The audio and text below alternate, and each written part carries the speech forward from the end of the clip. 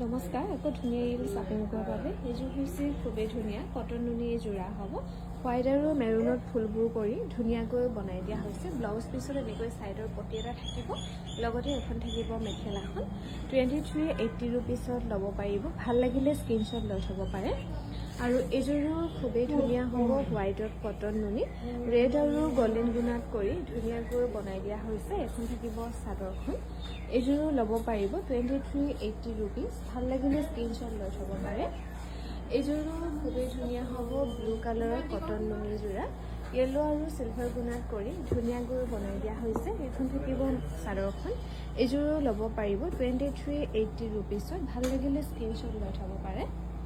আৰু এইযোৰো খুবেই ধুনীয়া হ'ব মেৰুনত। ইয়াতে চিলভাৰ গুণা আৰু গল্ডেন কালাৰত ফুল কৰি ধুনীয়াকৈ বনাই দিয়া হৈছে। 2380 টকা ৰেডি টু কৰি ধুনীয়াকৈ ল'ব পাৰিব 2380 ৰুপিজ।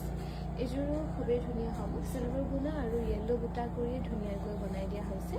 এইযোৰো ল'ব পাৰিব 2380 টকা। ভাল লাগিলে স্ক্ৰীনশ্বট লৈ থ'ব পাৰে। 2380 ৰুপিজত ল'ব পাৰিব।